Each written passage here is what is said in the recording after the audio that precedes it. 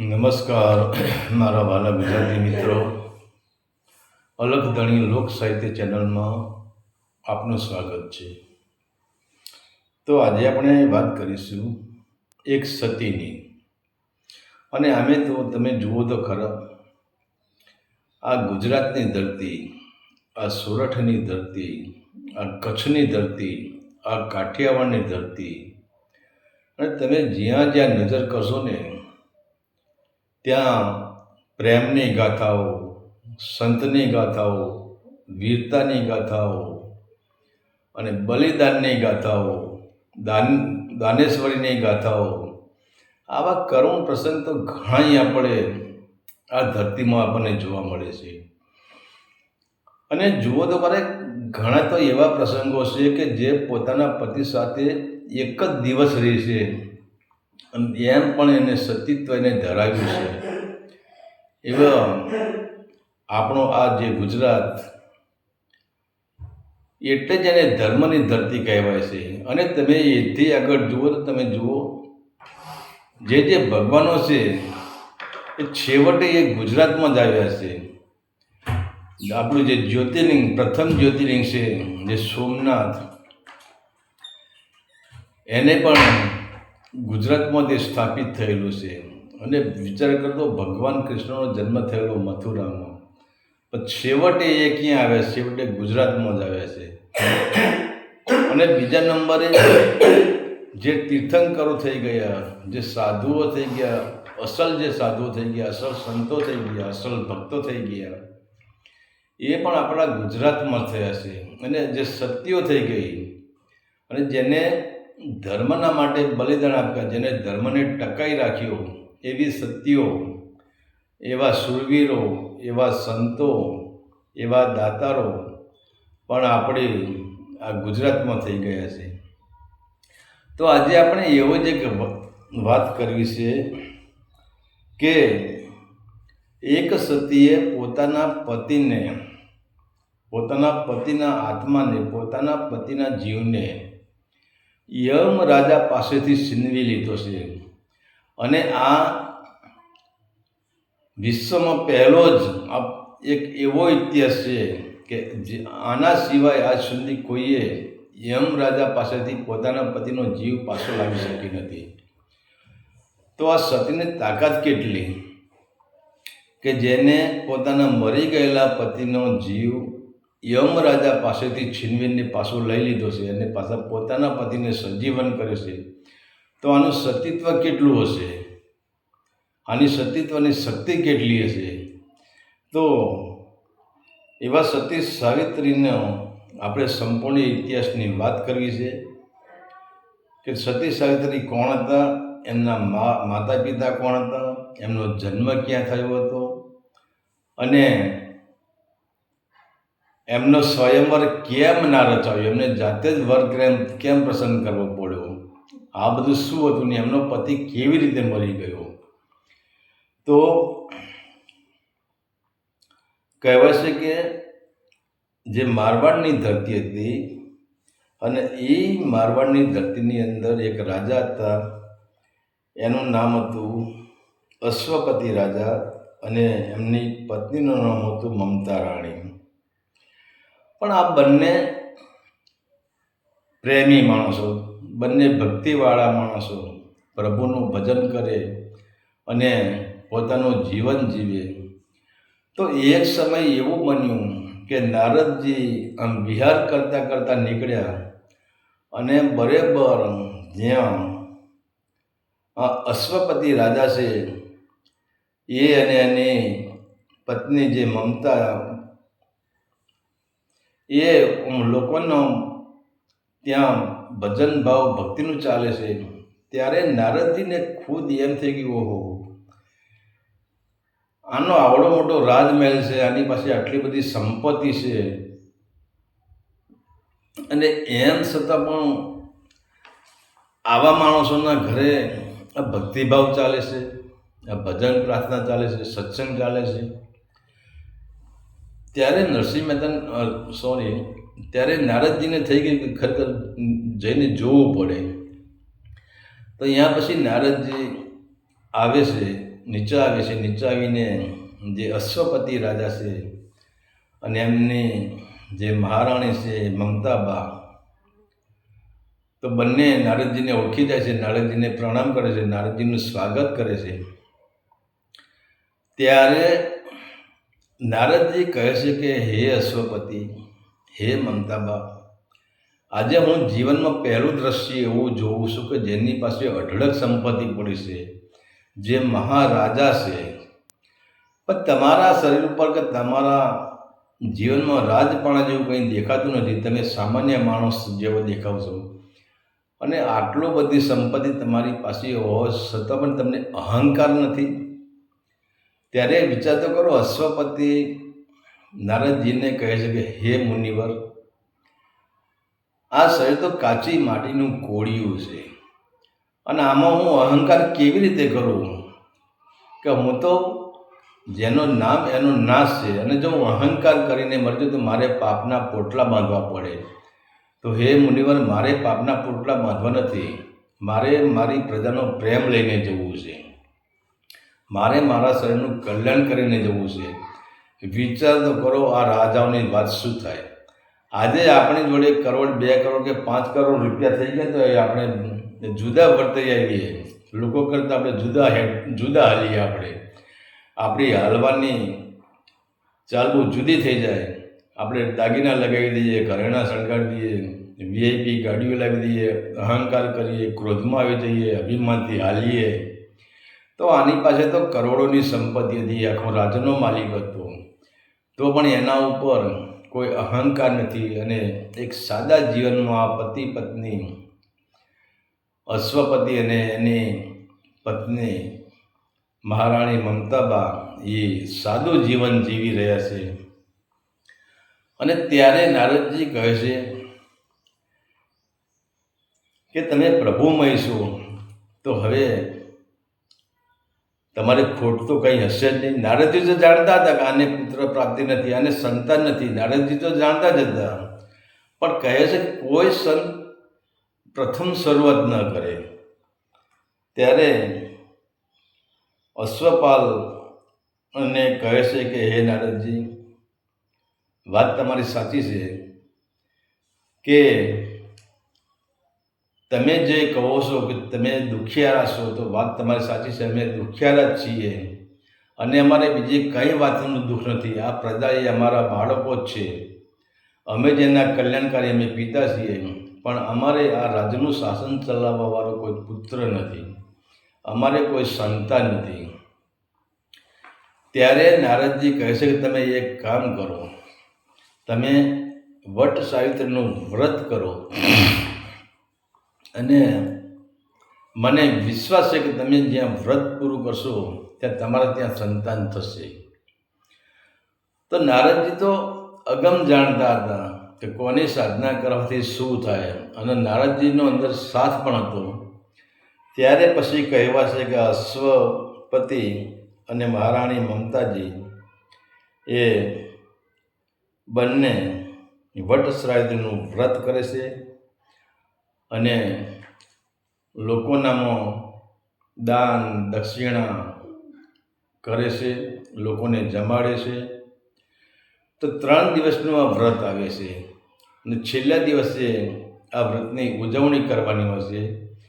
આમ જ્યાં આ રાજા અને એની પત્ની બંને વ્રત કરે છે અને એમના વ્રતથી સાવિત્રી દેવી એટલા ખુશ થઈ જાય છે, પ્રસન્ન થઈ જાય છે અને કહે છે કે હે મહારાજા, હે મહારાણી, તમે તમારી પાસે આટલી બધી સંપત્તિ હોવા છતાં પણ તમે દીન ભાવે મારી ભક્તિ કરી છે. તમે મારી ભક્તિ કરી એમાં તમે જોયું કે તમે જેમ એક ગરીબ માણસ જેમ ભીખ માગતો હોય એમ તમે નિષ્પાપ નિષ્કલંક તમે મારી ભક્તિ કરી છે, માટે માગો તમારે શું જોઈએ. ત્યારે આ અશ્વપતિ કહે છે કે માં, તમે તો અંતર્યામી છો, તો મારે શું જોઈએ તમને ખબર હશે. ત્યારે માં વટ સાવિત્રી કહે છે કે એ મહારાજા, તમારા ભાગ્યમાં સંતાન તો નથી, પરંતુ જાઓ, મારા આશીર્વાદ છે કે તમારા ત્યાં એક દીકરીનો જન્મ થશે. અને ત્યાર પછી તો એમના કહેવા પ્રમાણે એક દીકરીનો જન્મ થાય છે. અને એ દીકરીનો જન્મ થાય છે ત્યારે જ પાછા નારદજી આવે છે. અને ત્યારે અશ્વપતિ અને મહારાણી મમતાજી કહે છે કે હે મુનિવર, હવે તમે પધાર્યા છો તો હવે તમારા હાથે જ આનું નામકરણ કરાવવું છે. તો નારદજી કહે કે હે મહારાજા, હું નામકરણ કરવા માટે જ અહીં આવ્યો છું અને હું ઓળખું છું કે કોણ છે. ત્યારે કહે આનું નામ શું રાખશું? ત્યારે નારદજી કહે આ સાવિત્રીનો અવતાર છે, એટલે આનું નામ આપણે સાવિત્રી રાખીએ. અને ત્યાર પછી એ દીકરીનું નામ સાવિત્રી રાખવામાં આવે છે. પણ કહેવાય છે કે આ સાવિત્રી તો સાક્ષાત દેવી હતી, દેવીનો અવતાર હતો. તો ભાઈ એ કેટલી સ્વરૂપવાન હશે. અને આનું સ્વરૂપ એટલું કે આજુ જ્યારે આની ઉંમર ધીરે ધીરે વધતી જાય છે, પણ હવે કોઈ રાજા આના સામું જોવા તૈયાર નથી. કારણ કે દરેક રાજાઓને એવું છે કે આટલી સુંદર કન્યા, આટલી સુંદર રાજકુમારી આપણને કેવી રીતે ગમાડે. ભારત વર્ષના દરેક રાજાઓને ભય છે કે જો આપણાના સ્વયંવરમાં જઈશું તો જવામાં તો વાંધો નથી, પણ આ કેટલી સુંદર છે, કેટલી સ્વરૂપવાન છે, અને એ આપણને ગમાડે જ કેવી રીતે, પહેલી વાત. અને આ બીકના કારણે એના સ્વયંવર રચાય છે, પણ કોઈ પણ ભારત વર્ષનો રાજા આના સ્વયંવરમાં આવવા તૈયાર નથી. હવે ત્યારે આ અશ્વપતિ વિચાર કરે છે કે હવે શું કરવું, અને દીકરી દિવસે દિવસે મોટી થતી જાય છે. ત્યારે અશ્વપતિ સાવિત્રીને કહે છે કે બેટા, હવે તારી લાયક તો કોઈ વર ગોતવો મુશ્કેલ થઈ ગયું છે. કેમ કે જ્યારે તારો સ્વયંવર રચીએ છીએ, લોકોને આમંત્રણ આપીએ છીએ, મહારાજાઓને, પણ કોઈ મહારાજા તારા સ્વયંવરમાં આવવા તૈયાર જ નથી. તારું રૂપ જ એવું છે તો રાજાઓ વિચાર કરે છે કે આપણે જઈએ અને ધક્કો પડે અને આપણને પાસ ના કરે, એના કરતાં ન જવું સારું. તો હવે બેટા શું કરીશું? ત્યારે અશ્વપતિ કહે છે કે હે બેટા, હવે તું એક કામ કર, જે તારા લગ્નનું કામ છે તું તારી જાતે તું સંભાળી લે, તું જ તને યોગ્ય વર તું શોધી લે. અને ત્યારે કહેવાય છે કે બીજા સવારે સાવિત્રી હાથમાં પુષ્પોની માળા અને વરમાળા લઈને નીકળી પડી છે. અને ત્યારે હાથમાં માળા લઈને નીકળી જાય છે. અને જ્યારે એ ઘરે પાછી ફરે છે ત્યારે નારદજીની હાજરી તો શેખુંદી જ છે. જ્યારે આ સાવિત્રી વરમાળા લઈને અને પુષ્પની માળા લઈને નીકળી પડે છે ત્યારે પણ નારદજી હતા. અને જ્યારે ઘરે પાછી ફરે છે ત્યારે પણ નારદજીની હાજરી તો છે, કે નારદજીને ખબર છે કે આ કોણ છે. ત્યારે નારદજી કહે છે મહારાજાને કે હે અશ્વપતિ, સાવિત્રી ક્યાં? એટલે એમ જો વાત કરતી હોય તો સાવિત્રી આવી જ જાય છે. અને અશ્વપતિ કહે છે કે જુઓ સાવિત્રી આવી ગઈ. ત્યારે અશ્વપતિ એમના પિતાએ સાવિત્રીને પૂછે છે કે બેટા, તું શું ઘરેથી તે વરમાળા અને ફૂલનો જે હાર લઈને નીકળી હતી એ તારી પાસે દેખાતો નથી, એ ક્યાં ગયો?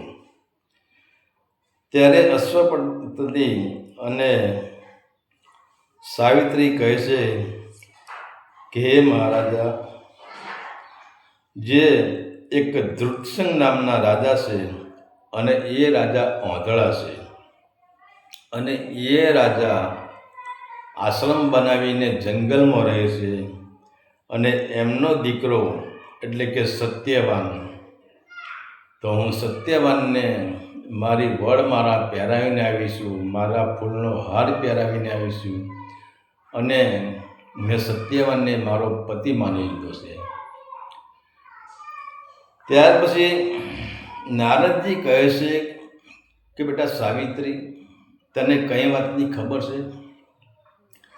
આ જે દૃષ્ટપતિ રાજા છે એ આંધળા છે, અને એમનો પુત્ર જે સત્યવાન છે એનું આયુષ્ય હવે 1 જ વર્ષનું બાકી રહ્યું છે. હવે તારે 1 વર્ષ માટે જ એનો સાથ તને મળશે ને 1 વર્ષ પછી તારે ને એનો સાથ છૂટી જશે. ત્યારે હવે શું કરવું? ત્યારે પછી એમ કહેવાય છે કે સત્યવતી અને એના પિતા જે અશ્વપતિ એ નારદજી કહે તમે બંને ત્યાં જાઓ અને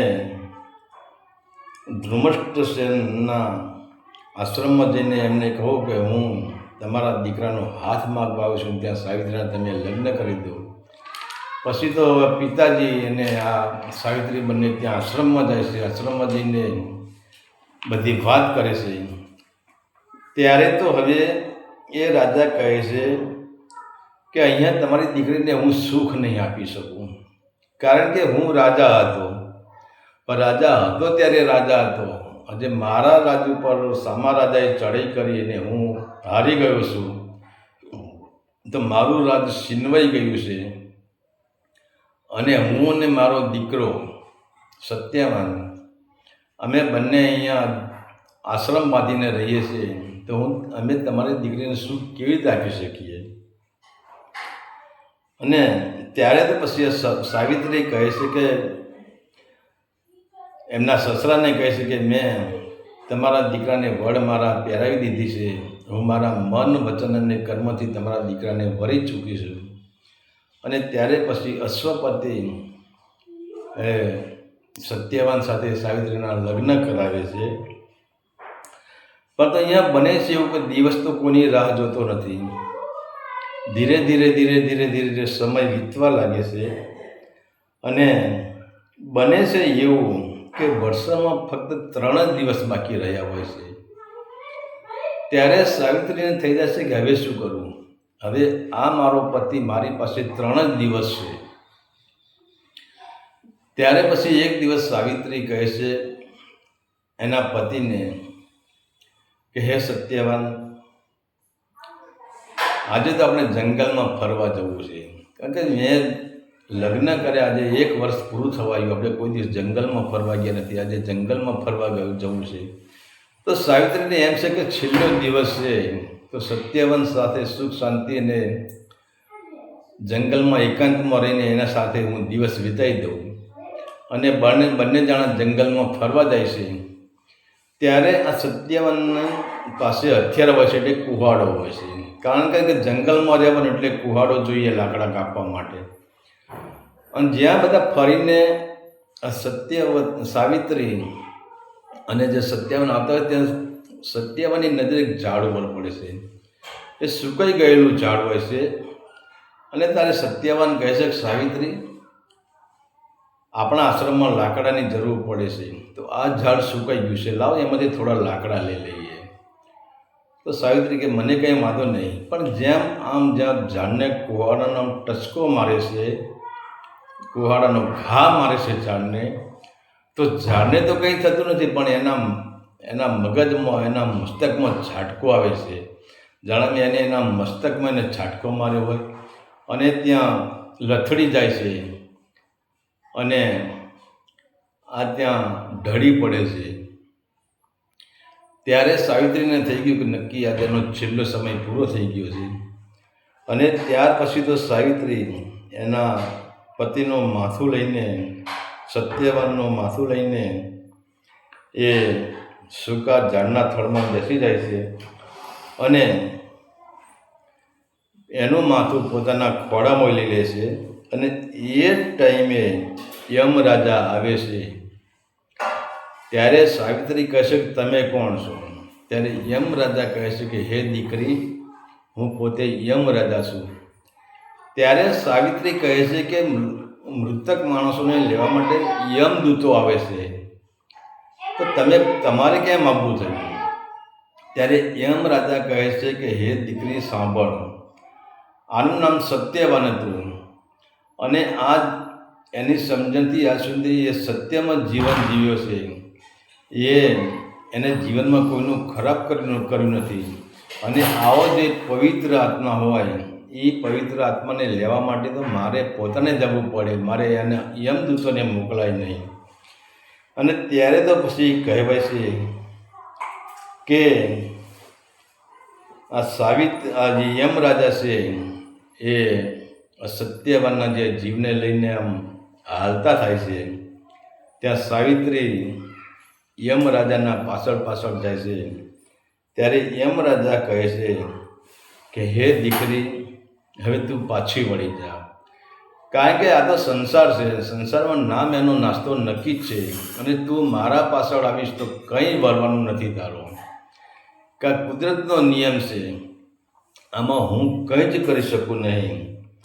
એમ છતાં પણ આ સાવિત્રી યમરાજાની પાછળ પાછળ જાય છે.